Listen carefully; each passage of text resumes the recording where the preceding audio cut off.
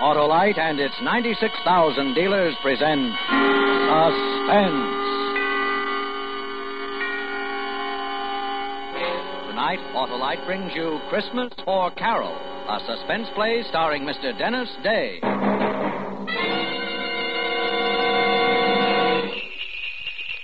Hey, Hap. Well, hello, Sandy. Why, it's Wilcox. Now, what are you doing in that costume, Harlow? Going to a Christmas party, Hap. Oh, what's in the sack? Why, a load of merry motoring. In this box, I've got smoother performance, you see? Ignition-engineered Autolite spark plugs. Sure, and when you replace worn-out spark plugs with these new Bantam beauties, your car will perform smoother than Santa skidding down a slippery chimney. And what's in this box, Harlow? Fast starts, Hap. Well, these are ignition-engineered Autolite spark plugs, too. You bet. And they're unmatched for quick starts because they're designed by the same Autolite engineers who designed the coil, distributor, and all the other important parts of the complete ignition system for many leading makes of our finest cars. That's why ignition-engineered Autolite spark plugs work as a team with your car's ignition system. And that's why they're world-famous for quality and dependability. And I suppose you're giving gas savings in the third box, eh, Harlow? You guessed it, Hap. So, friends, have your Autolite spark plug dealer replace worn-out spark plugs with ignition-engineered Autolite spark plugs. Choose either the standard or resistor type. And remember, you're always right with Autolite.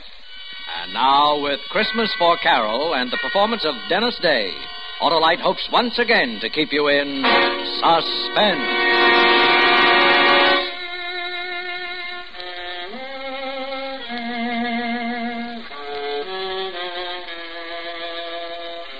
It was dark and silent. The window in the house glinted a little from the Christmas tree lights. Rocky didn't move. He just stood there in the alley, but I wanted to run. Fast, get away and put it behind me. Just a second. We got the money, Rocky. What are we hanging around for? Come on, let's get out of here. I said we wait for the old couple to get back. What for? Why take chances now? We got some money. How do we know it's all of it? Maybe they split it and put it in two places. We'll wait here and watch for them when they come in. They'll tip it. It was $8,000. That's what he withdrew. You asked for this, kid. Now do as you're told. We wait.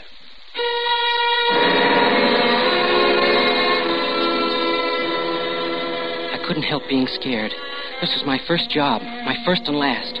I just wanted that money. I wanted it fast and short, and I wanted to run away from it and forget it. The one shot. That's why I got hold of Rocky Correa. Lucky. I had to be lucky just this once. For Carole, not for me. It was for Carole. Nothing else I cared about, see? It didn't seem possible now that 3 days ago I hadn't known Rocky, hadn't needed him.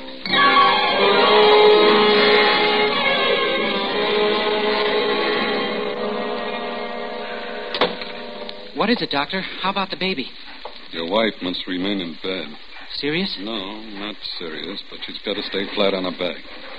A nurse. You should have a nurse with her all the time. Oh, but it's 2 months away, Doctor. It's just a question of keeping her relaxed and quiet, not letting her do any work around the house, lift things, or even walk. Okay, Doctor. And she'll be all right? There's one other thing.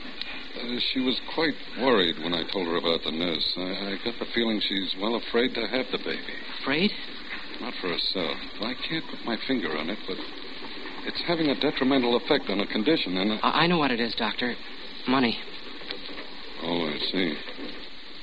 Well, it might not be easy finding a nurse. Only 4 days till Christmas. I'll get one, Doctor. Thanks. I'll call you this evening. Yeah. Thanks again, Doctor.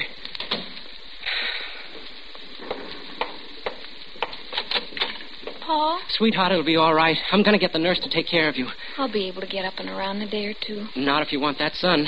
The doc said everything will be all right if you take it easy, and you're going to take it easy. But a nurse... Look, I've got to get back to the bank. I'm only on my lunch hour, sweetheart. I'll make a few calls from there, and tonight we'll pick out the nurse. How much do they charge? What's the difference? How much, Paul? It's a lot of money, I know. 50, 60 a week. We'll make out all right now. There's nothing to worry about. Oh, Paul... This was going to be a happy Christmas. Now... Yeah, a happy Christmas in this dump. It's funny, Paul. $50 a week for a nurse. For another 2 months. It's funny. You make $48.50 at the bank. We'll have to pay the nurse more money than you earn.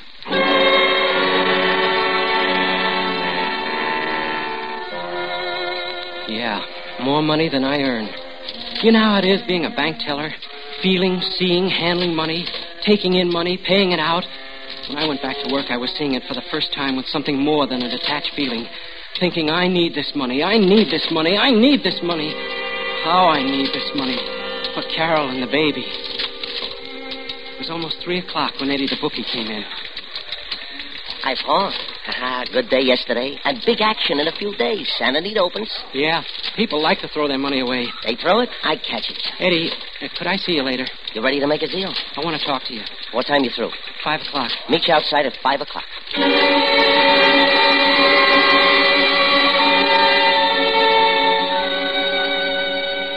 Eddie Garth, bookie.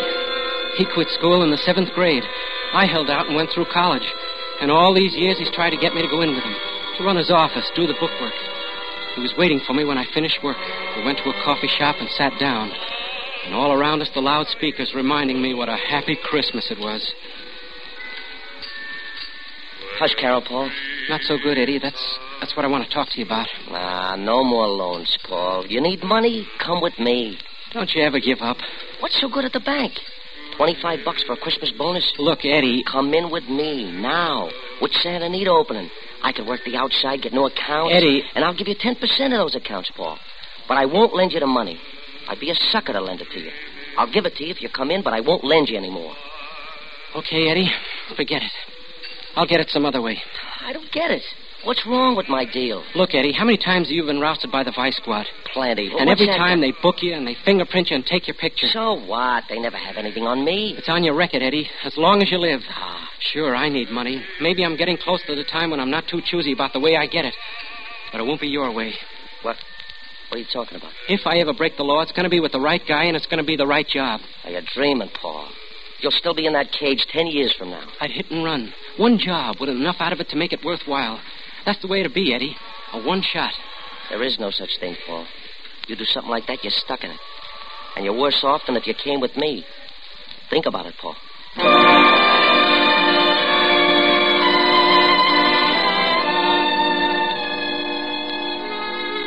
Go home then and fix dinner for Carole, all the time thinking of the money and Carole and the baby and debts. The worry eating at me and thinking about what I'd said to Eddie.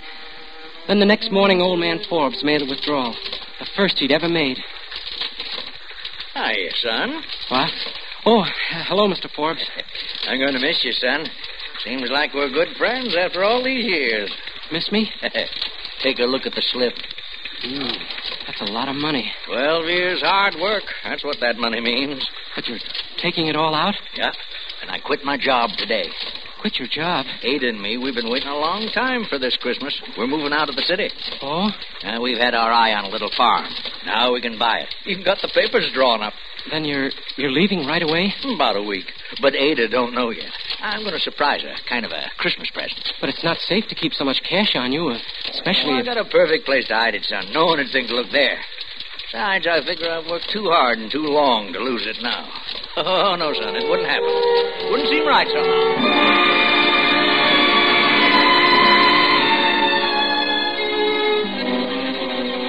It stayed with me and it grew.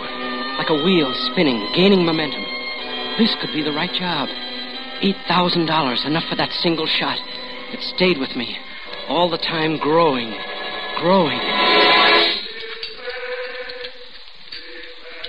Lunch is on me, Paul. If you change your mind. No, I called you, Eddie, because I need your help. What kind of help? Well, you can arrange for me to talk to someone. Maybe. Who is it? Rocky Correa. Rocky Correa? Are you kidding? You picked yourself the right guy, all right. The cops don't even know what he looks like. They never mugged him or printed him. Yes, Eddie, that's right. You're crazy, I tell you. 1 million people want to talk to Rocky Correa, including the cops. No, Paul, I can't touch it. You can, Eddie, if you want to bad enough. Please, Eddie. All right. I'll see what I can do. Maybe I do know someone. And, Eddie, it's got to be soon. You know you'll be taking a chance. It better be good. It is, Eddie. Good enough to take the chance for.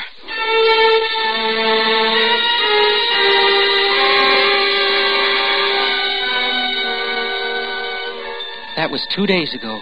And this morning, Eddie came through. A certain friend, Rocky's only outside contact, told him to keep an eye on a house on Hoover Street. Eddie gave me all the dope. What Rocky looked like, how he'd act, what to expect. And early this evening, I told Carole I was going out for a while, that I'd borrow the money from Eddie, and that we wouldn't have to worry about paying it back for a while. That's what I told her, but that wasn't the answer. The answer was at the house on Hoover with Rocky Correa.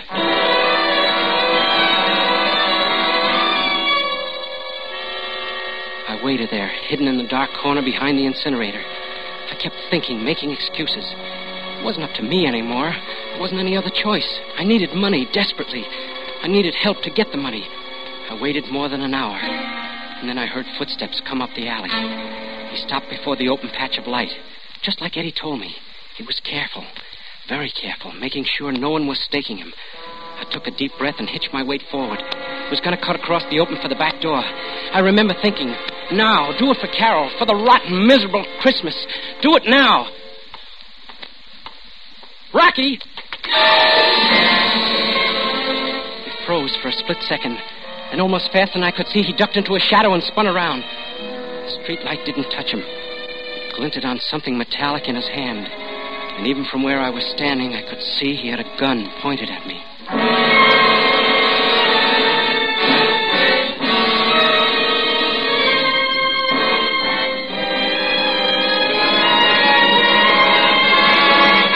Autolite is bringing you Mr. Denis Day in Christmas for Carole. Tonight's production in radio's outstanding theater of thrills, Suspense.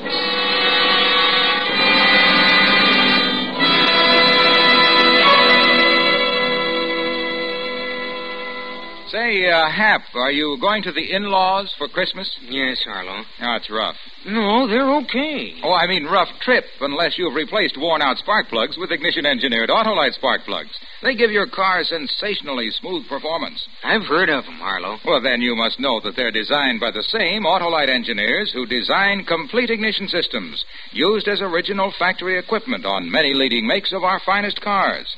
That's why ignition-engineered Autolite spark plugs work perfectly with your car's complete ignition system. The folks really treat us right. You mean the Autolite spark plug dealers, eh, Hap?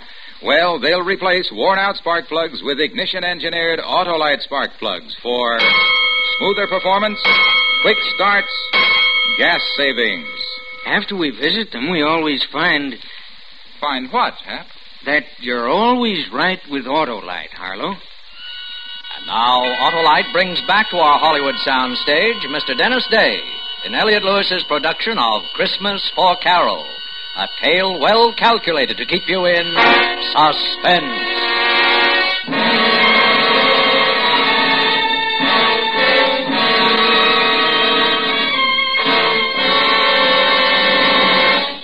Rocky, don't shoot. It was a good thing I'd said it. His gun was aiming front and center.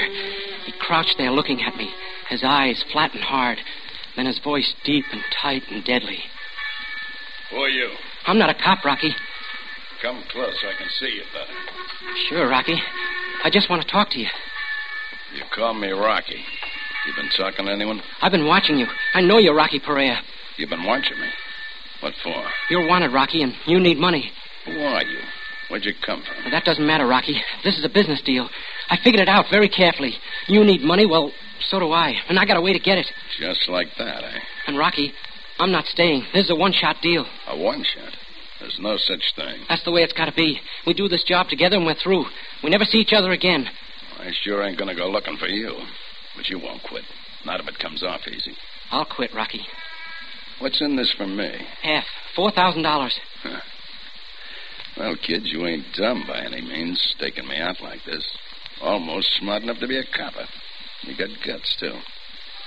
Tell me you got a family? There's no one to stop me. I have a job that doesn't pay enough. This'll raise my salary. You want this one haul, and it's back to your job, eh? Yeah. Is it a deal? What's the job? I have a car. I'll tell you on the way. If you go for it, okay. If not, we forget the whole thing. Okay, kid. I'll listen to it. Let's go driving.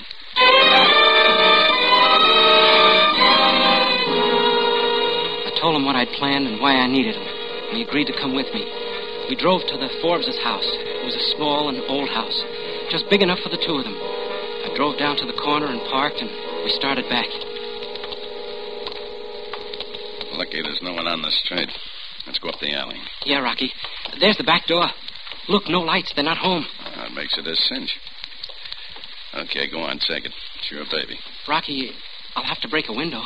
Yeah. You want me to hold your hand? I'll wrap my jacket around my fist. That'll keep the noise down. Why don't you write me a book? Okay, I'm going.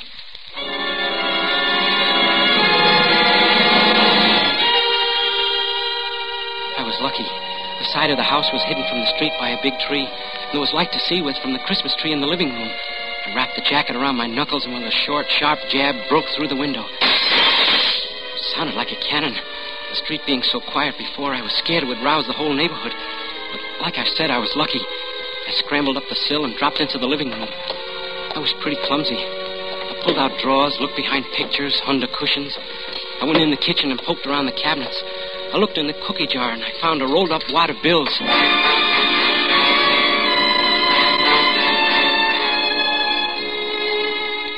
It was money, all right, but only $40. The old lady's secret treasure. I put it back and went into the living room again. Looking around, nervous, I stumbled on the Christmas tree and knocked it over. And then I remembered what the old man had said. A Christmas present for his wife. And I knew it was somewhere on that tree. There were Christmas stockings and favors and little red boots in and around the tinsel and the lighted bulbs. And I found the $8,000 hidden deep in one of the stockings. Got it, Rocky. Let me see it. It's there, Rocky. It's all there. Yeah, $8,000. I guess I'll hold it.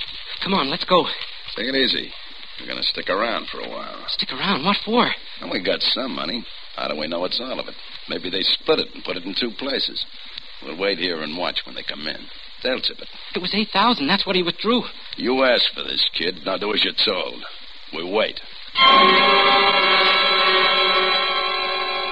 I couldn't help being scared. My first job. My first and last. A one-shot. I wanted to get away fast, run, and put it behind me. But Rocky just stood there, like he didn't have a worry in the world.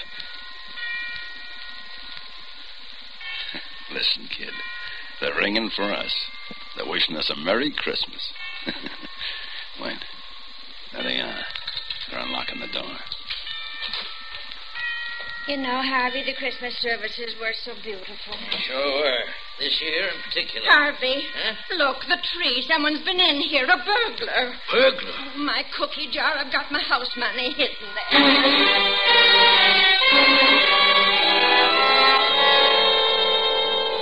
The old lady ran to the kitchen, but Forbes knew where to look, and he knew it was gone. Rocky was grinning, his face lit up like floodlights. Let's go, Rocky. We've seen enough. No, hold on a minute. It's all here, Harvey. I wonder what he was after. Ada, it's gone. All the money. All what money? $8,000. I took it all out of the bank. Ada, I quit my job. It was going to be a surprise. No. Every penny we had in the world. Oh, Harvey. All that money. No, it'll be all right, Ada. Oh, 12 years you worked so we could have something. Well, I can keep on working, Ada. I'll do it all over again. Oh, you can't work anymore. The doctor. Oh, what's a person to believe?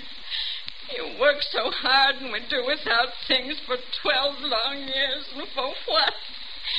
In 1 minute, some good-for-nothing hoodlum takes it all away from us.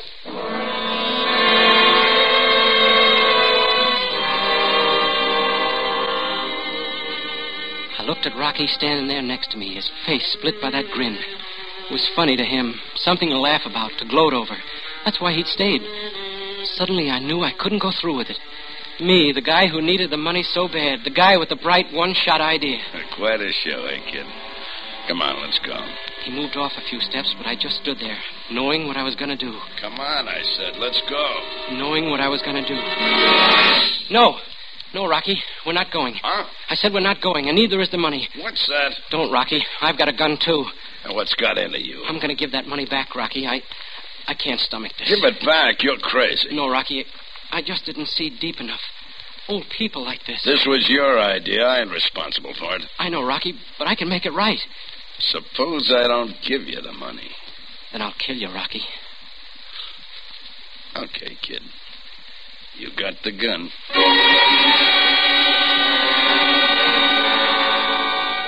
He gave me the money, all the hate showing in his eyes. I turned and started for the house. I gave him my back for a target, but he didn't use it. I knocked on the door. Yes, who? Paul, from the bank. I just had a fight with a guy, Mr. Forbes. Saw him jump from your window. I chased after him. Our window? You saw him? Yes, ma'am. I was walking past. I kind of figured he'd just finished robbing you. Well, did you catch him? Well, I couldn't hold on to him.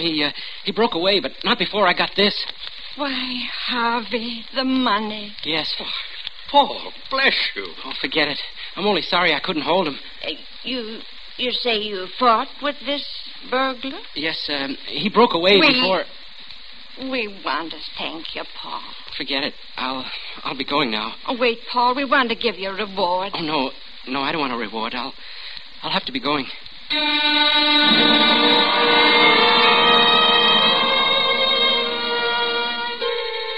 stopped there on the porch for a minute, afraid to go back to Rocky.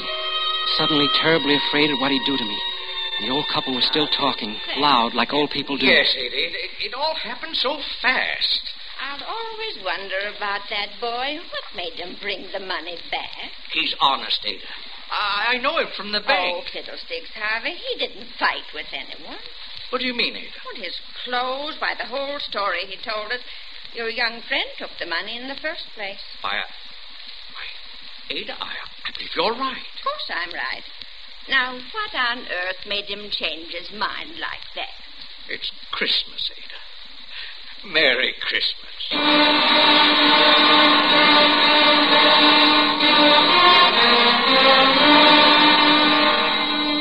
She'd known.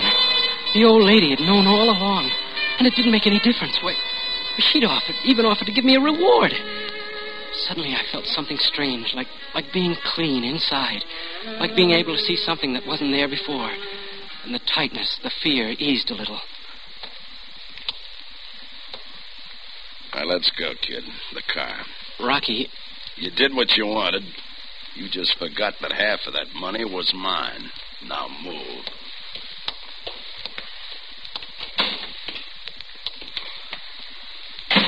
Get it moving.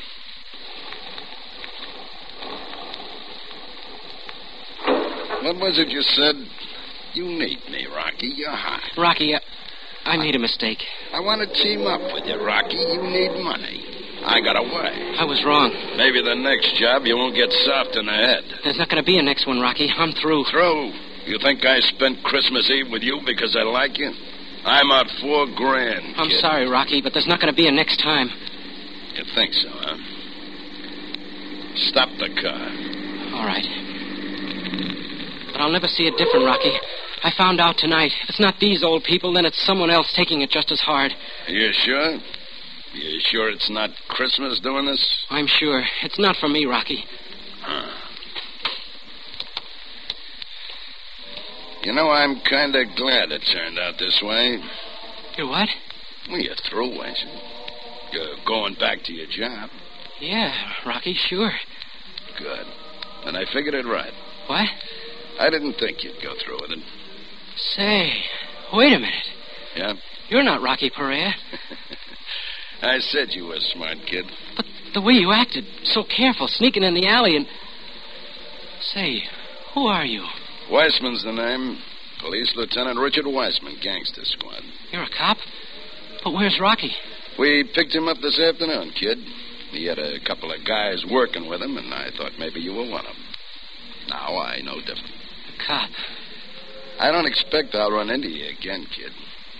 So take care of yourself. And Merry Christmas.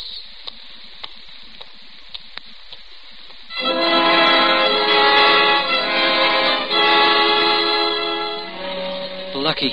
All the breaks. But I was no better off than this morning. There was still money, 2 months paying the nurse. There was still the worry for Carole. Oh, Mr. Shane, we've been expecting you. Congratulations. Doctor, what's the matter? Why? Nothing's wrong, quite the contrary. Your wife just had a baby. Baby? Carole? Oh, she's perfectly all right. So is your daughter. Carole. Oh, Carole, darling. Are you all right? Hello, sweetheart. I'm fine. Carole, is... We won't have to borrow the money now, Paul. It's turned out for the best after all. Oh, darling. And it always will, my dear. We have so much, you and I. We have each other. And now we've got a daughter. A fine, healthy little girl. The rest will come, Paul. Let's live the day we have. Your little girl's over there, Paul. Tell her we're very, very happy she's in the family. And wish her a Merry Christmas.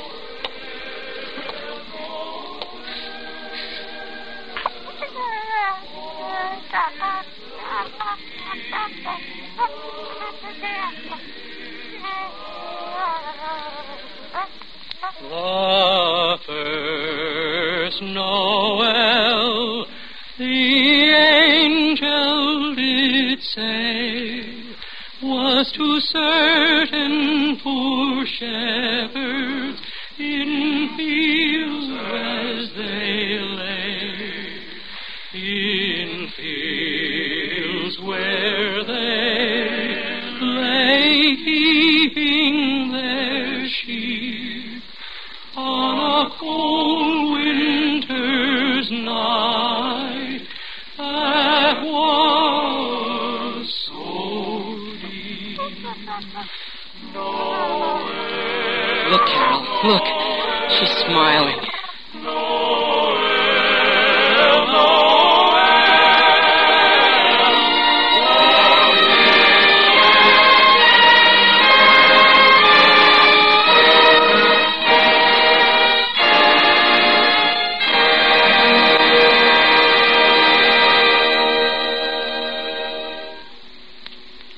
Suspense, presented by Autolite. Tonight's star, Mr. Denis Day. Santa visits girls and boys after they've been good, but Autolite keeps cars and trucks performing as they should.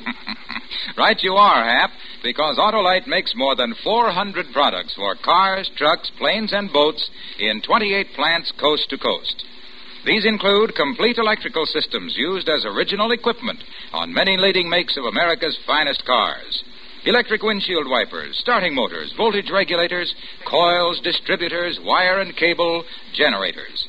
All engineered to fit together perfectly, work together perfectly because they're a perfect team. So, friends, don't accept electrical parts supposed to be as good.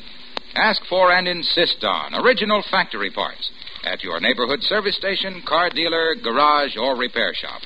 And because all Autolite parts are original factory parts, you can be sure you're right, because you're always right with Autolite.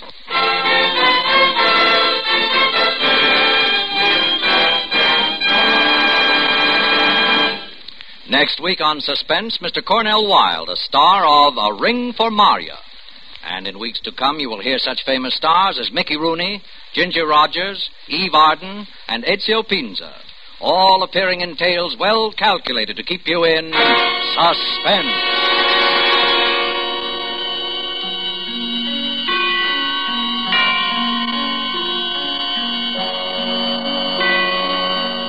Suspense is produced and directed by Elliott Lewis, with music composed by Lucien Moraweck and conducted by Lud Bluskin. Christmas for Carole was written for Suspense by David Freidman. Denis Day appears through arrangement with Colgate-Palmolive Peat Company and may be heard on his own program, A Day in the Life of Denis Day. And remember, next week on Suspense, Mr. Cornell Wilde in A Ring for Maria.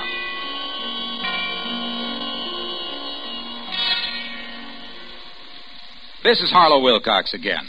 On behalf of Autolite, its 96,000 dealers, and the cast of Suspense, I extend to all of our listeners best wishes for a Merry Christmas. Good night.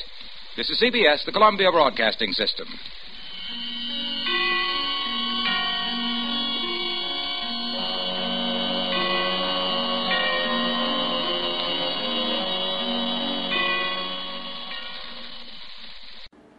Would you like a shout-out? Leave a comment in the section below. Tell me who you want to shout out to, who you want to shout out from, and we'll get it up here for you. Hey, we want to say thanks for tuning in. Please like and subscribe so you don't miss any. You got a lot more of these up there. Go check them out under the playlist. Leave us a comment. Tell us what you want to see, what you think, and we'll see you next time.